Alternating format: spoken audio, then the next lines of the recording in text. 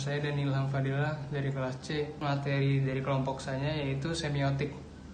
Nah, apa itu semiotik? Semiotik adalah ilmu yang mengkaji tentang tanda. Semiotika berasal dari bahasa Yunani, yaitu semeion, yang berarti tanda. Tanda adalah sesuatu yang mewakili sesuatu atau metafora. Nah, proses mewakili itu terjadi pada saat tanda itu ditafsirkan hubungannya dengan yang diwakilinya, bisa berupa bentuk atau warna dalam karya seni rupa. Proses tersebut disebut semiosis. Semiosis adalah suatu proses di mana suatu tanda berfungsi sebagai perwakilan dari apa yang ditandainya.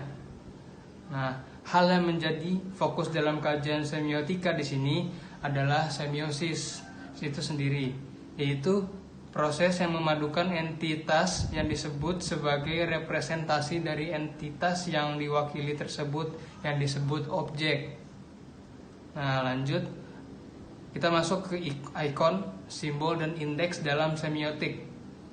Dari 66 jenis tanda yang mampu diidentifikasi oleh Peirce, 3 diantaranya sering digunakan.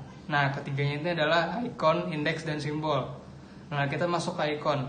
Apa sih ikon? Ikon adalah tanda yang mewakili sumber acuan melalui sebuah bentuk replikasi, simulasi, imitasi, atau persamaan. Sebuah tanda dirancang untuk mempresentasikan sumber acuan melalui simulasi atau persamaan. Nah, contohnya itu misalnya tanda toilet perempuan dan laki-laki di pintu masuk toilet.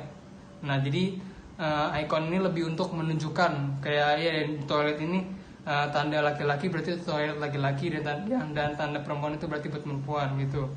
Terus contoh lainnya rambu petugas galian di pinggir jalan. Nah, itu rambu petugas di pinggir jalan biar kita nggak ngelewatin jalan itu, biar kita tahu kalau ada yang lagi gali jalan.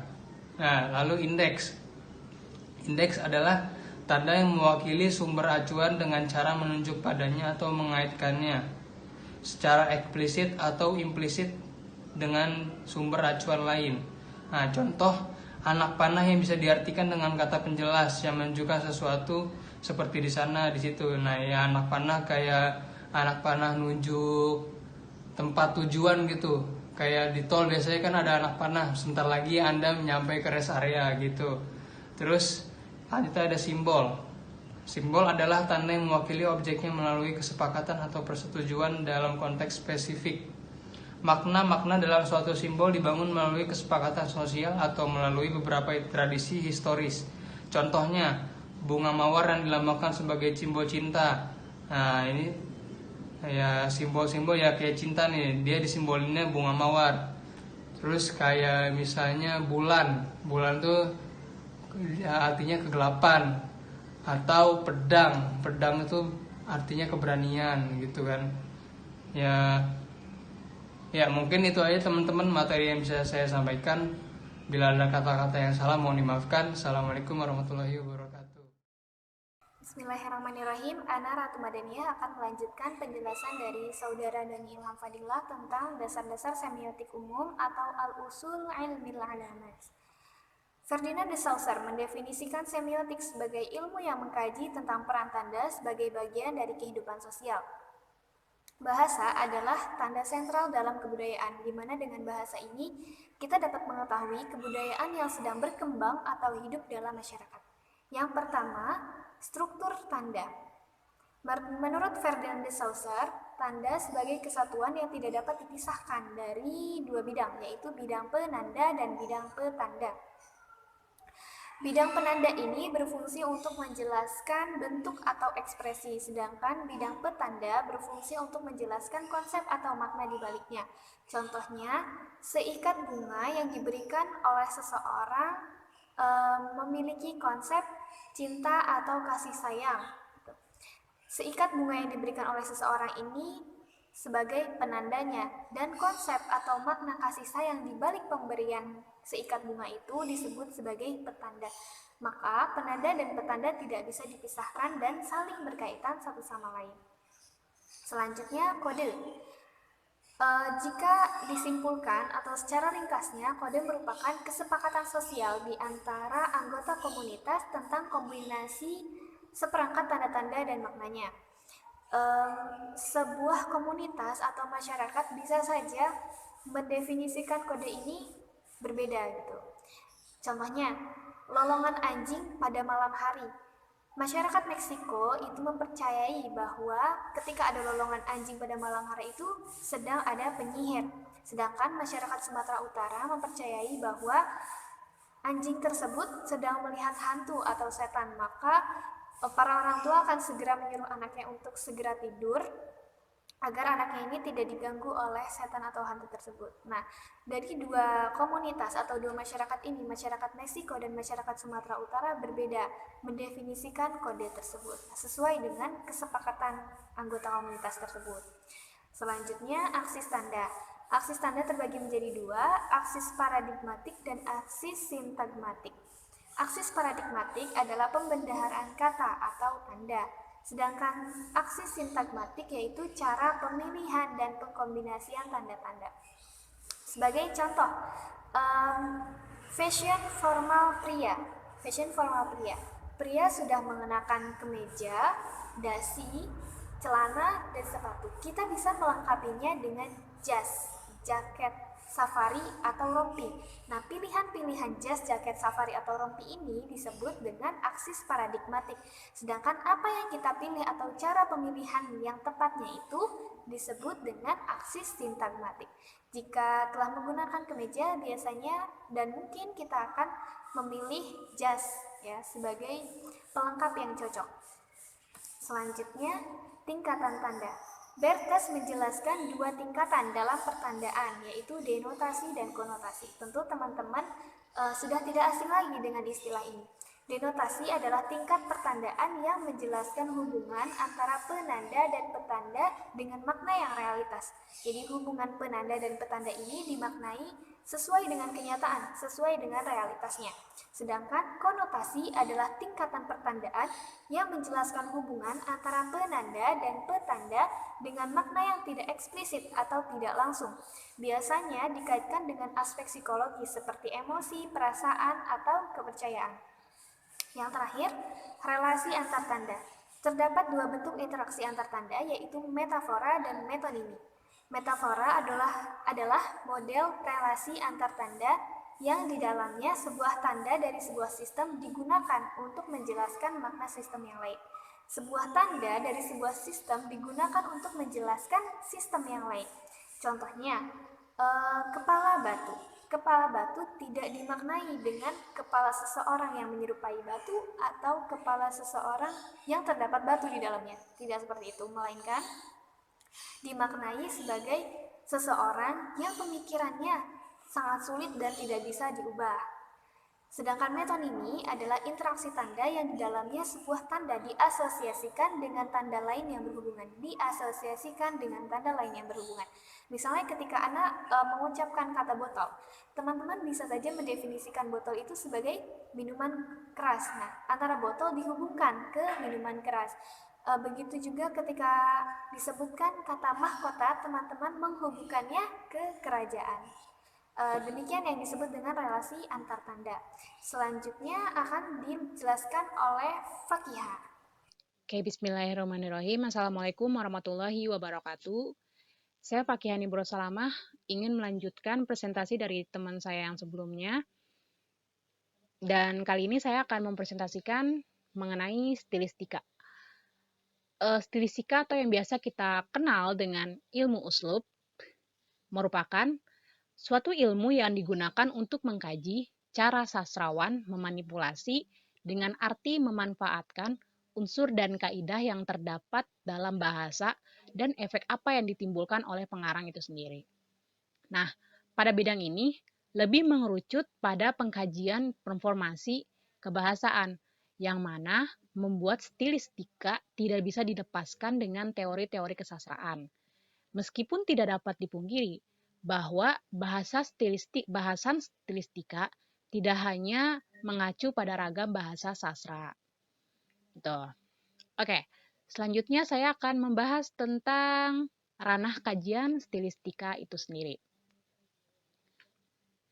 Nah, di ranah kajian stilistika ini ada beberapa komponen yang dikaji.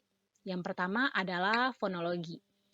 Fonologi atau yang biasa kita kenal dengan ilmu aswat merupakan salah satu bidang kajian linguistik yang berusaha mempelajari dan menganalisis runtutan bunyi-bunyi bahasa. Nah, fonologi itu sendiri dibagi menjadi dua bagian. Ada yang fonetik dan fonemik.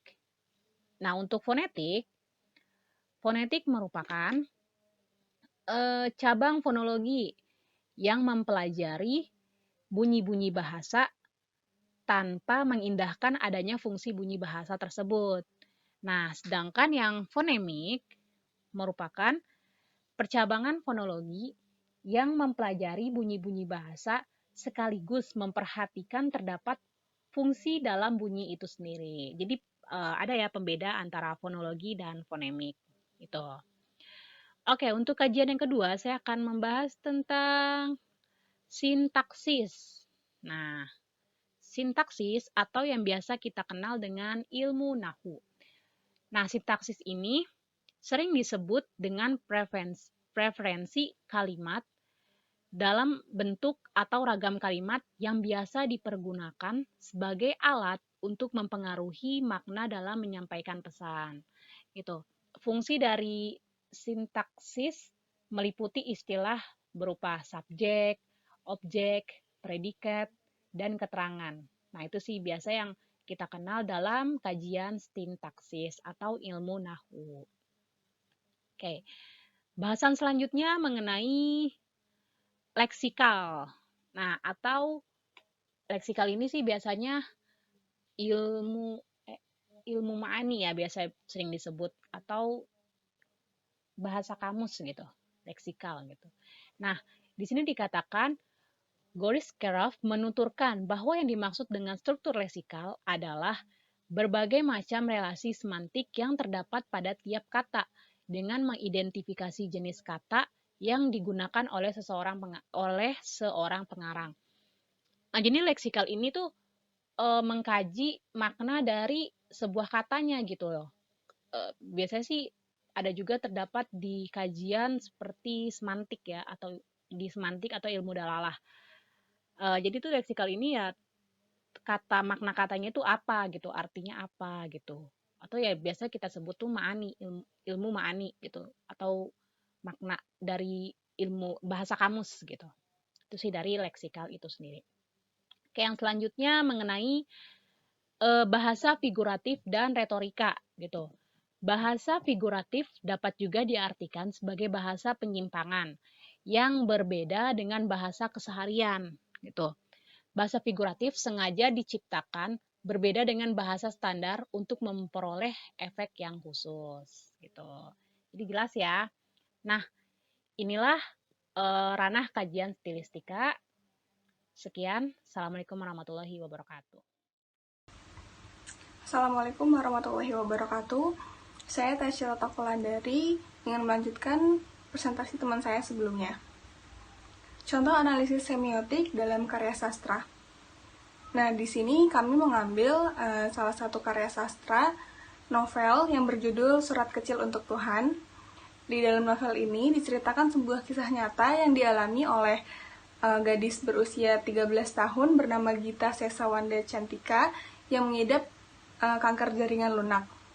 Nah, di sini ada bab 1, judulnya Istana dalam Dunia Kecilku. Di sini ada paragraf yang tertulis, namun sepertinya matahari mulai marah padaku, karena masih saja aku menutup mataku, cahaya matahari pagi itu mulai menyentuh seluruh isi ruangan di kamarku yang cukup besar. Akhirnya aku mengalah pada alam dan aku harus bangun. Inikah hari di mana aku mulai harus sekolah? Nah, di sini tertulis menggambarkan keadaan contoh aku untuk segera bangun lantaran matahari telah tinggi atau menandakan bahwa hari semakin siang. Hal tersebut dilihat dari kutipan cahaya matahari telah menyentuh seluruh isi ruangan. Nah, sedangkan contoh analisis stilistika dalam karya sastra sebagai berikut. Di sini kami mengambil salah satu puisi dari karya dari Chairil Anwar yang berjudul Sajak Putih. Nah, di sini ada hasil analisisnya. Yang pertama, diksi. Kata-kata dalam puisi Sajak Putih memiliki makna kiasan yang harus dipahami secara seksama dan menyeluruh. Seperti pada baris ketiga, di hitam matamu kembang mawar dan melati. Terus ada 2, itu citraan visual atau penglihatan. Terlihat pada baris kedua dan ke-8, yaitu kau depanku dan menarik-menari. Citra indera pencium terlihat pada bait keempat, yaitu harum rambutmu. Yang ketiga, kata-kata konkret. Pada puisi ini ditemukan diksi yang berupa kata-kata konkret yang dapat membangkitkan citra seperti penglihatan, penciuman, dan pendengaran. Terus yang keempat, rima atau ritma. Puisi Sajak Putih secara menyeluruh didominasi dengan adanya vokal A, I, dan U. Asonasi vokal A terdapat pada baris puisi di baris kedua, 4, 5, 6, 9, 10, dan 11. Nah, sekian dari kelompok kami. Bila ada pertanyaan, silahkan tulis di kolom komentar. Terima kasih.